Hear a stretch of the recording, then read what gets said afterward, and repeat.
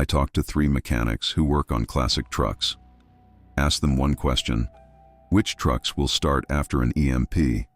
They all said the same 5 models, and every single one is under $20,000 right now. In this video, I'm breaking down exactly which trucks mechanics confirm are EMP-proof, why they work, and where to find them before prices skyrocket.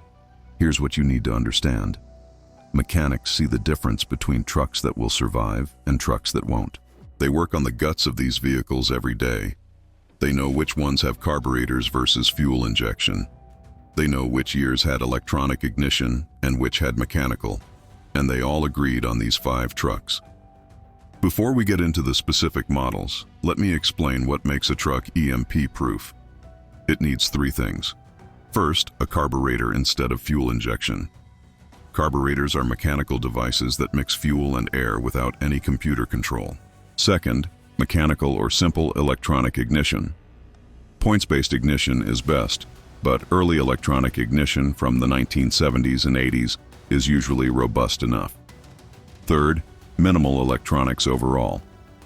No computer-controlled transmission, no electronic gauges, no complex electrical systems.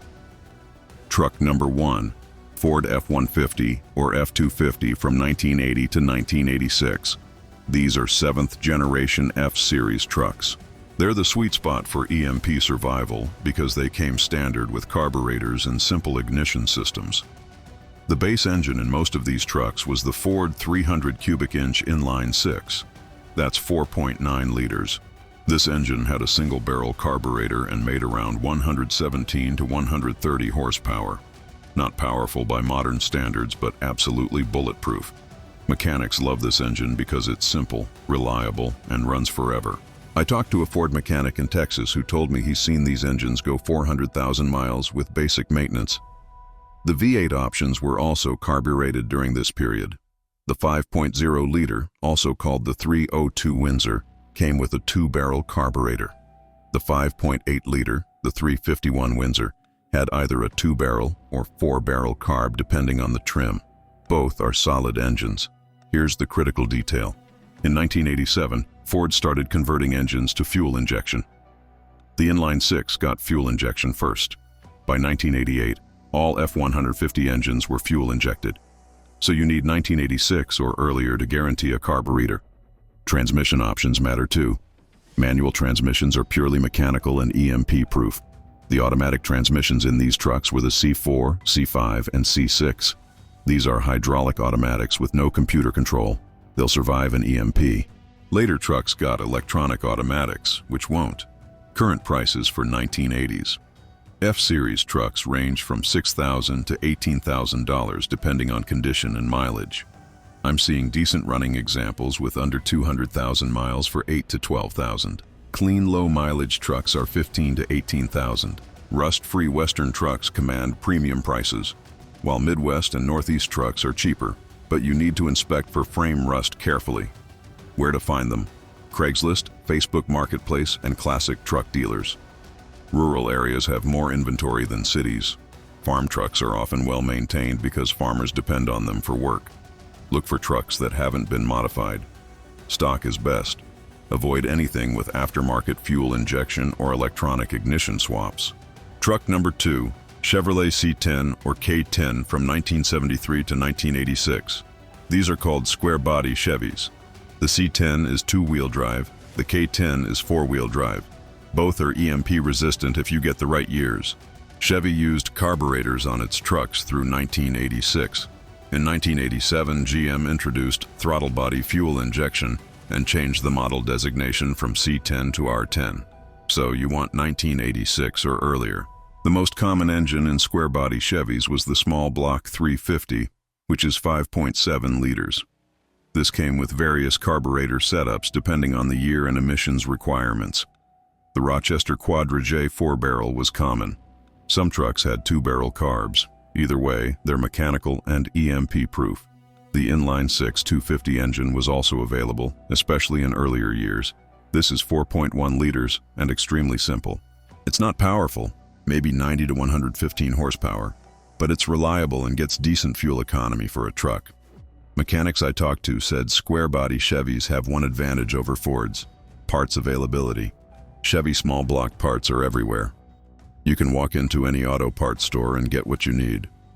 The trucks are also popular with enthusiasts, so there's a huge aftermarket and strong online communities for help.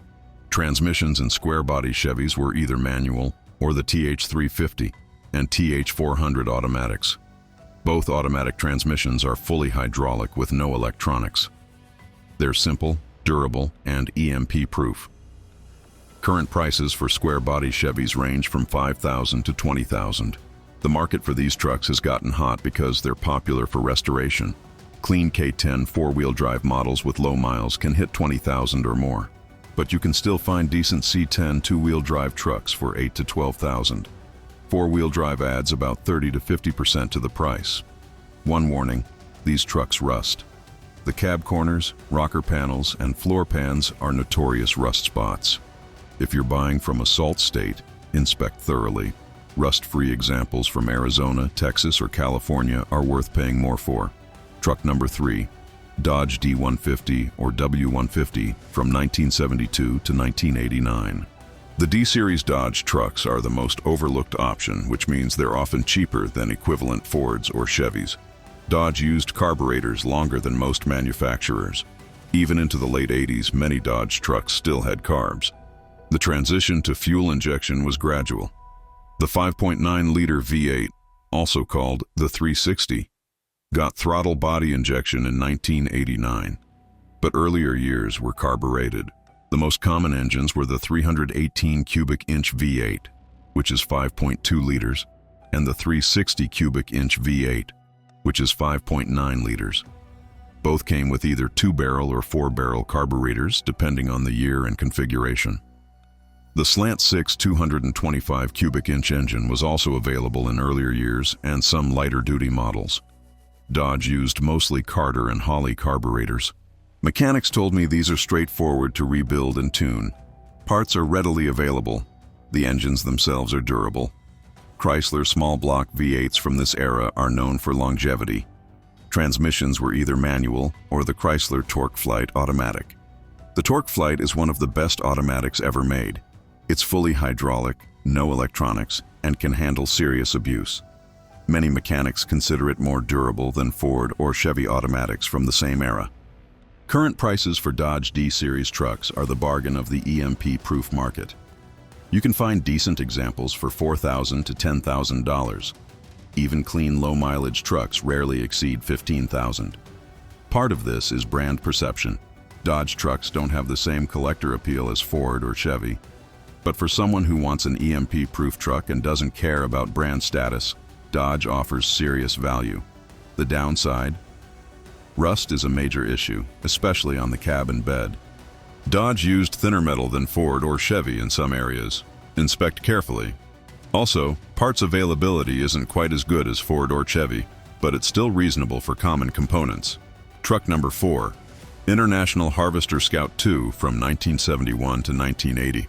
The Scout isn't a traditional pickup truck. It's more like a Bronco or Blazer, but it deserves mention because it's extremely capable and often overlooked. International used carburetors through the entire Scout II production run. The engines were either IH-built 4s and 6s in early years, or AMC-sourced V8s in later years. The most common was the 304 cubic inch AMC V8, which is 5 liters. This came with a 2-barrel carburetor and made around 150 horsepower. The Scout II is 4-wheel drive only, no 2-wheel drive option. This makes it excellent for off-road capability and bug-out scenarios, but it also means worse fuel economy than 2-wheel drive trucks. The transfer case and axles are extremely durable.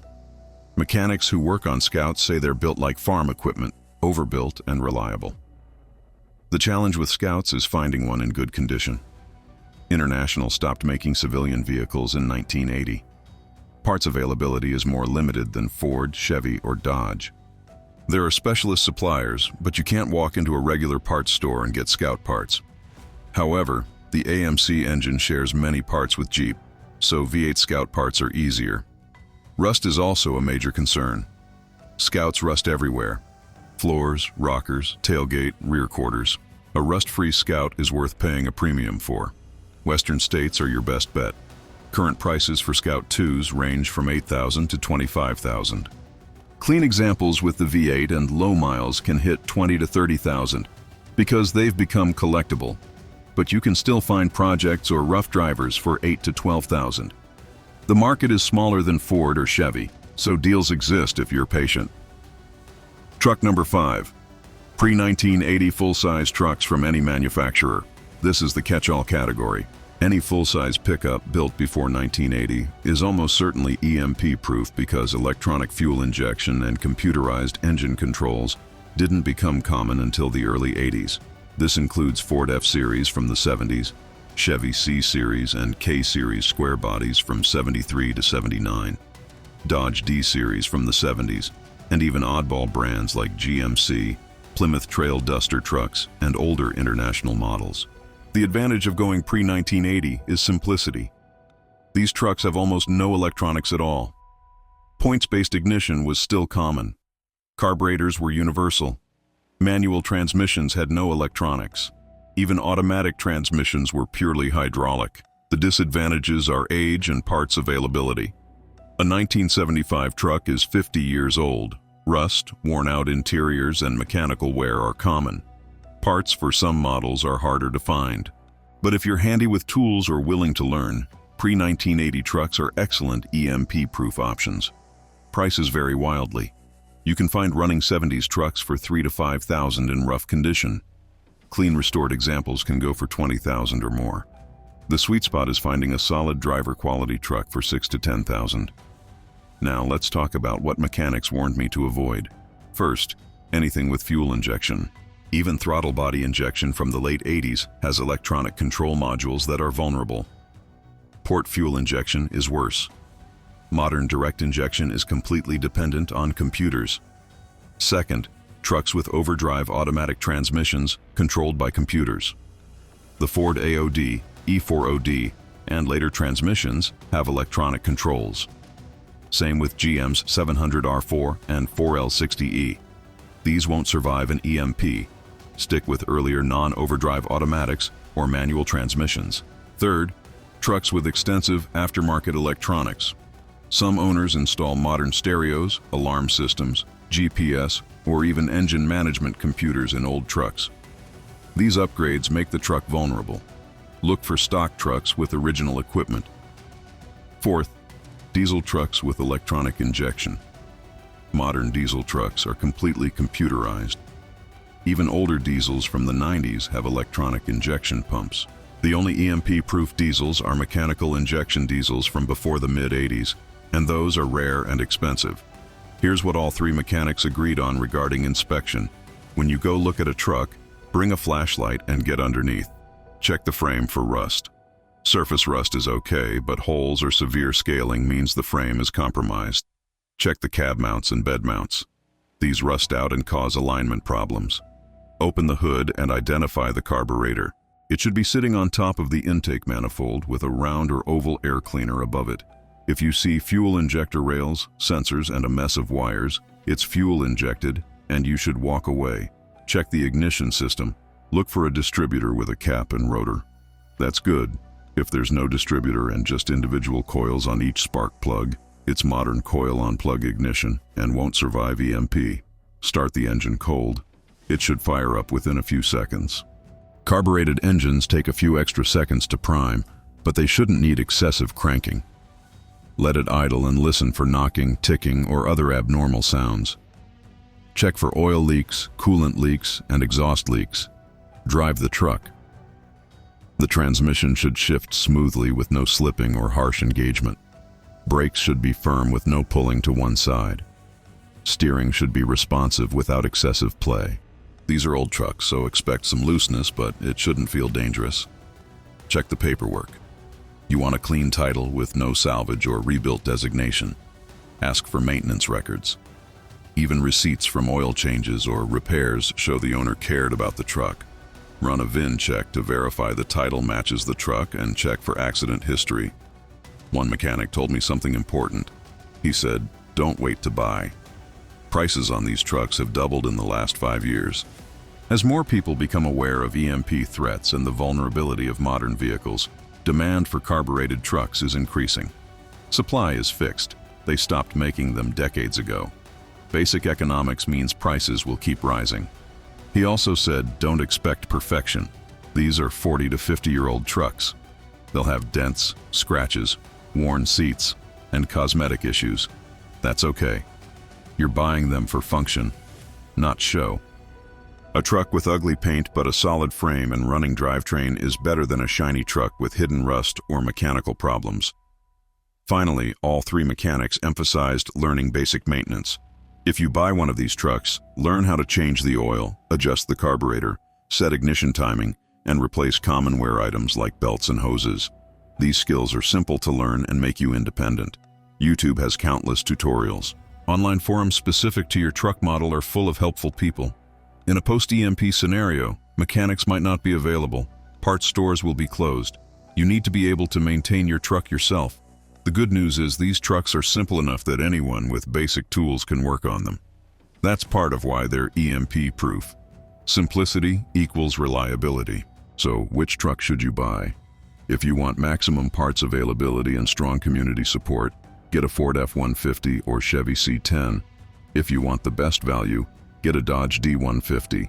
If you want extreme off-road capability, get an International Scout. If you want maximum simplicity, get any pre-1980 truck. All 5 options will start and run after an EMP when modern trucks are dead. That's what mechanics confirm. That's what the technical specs prove. And that's what could save your life. Which truck are you going to buy? Drop a comment and let me know. If this video helped you make a decision, hit subscribe. Next video, I'm breaking down how to inspect these trucks like a mechanic so you don't get ripped off. I'll show you exactly what to look for, what to avoid, and how to negotiate the best price. See you there.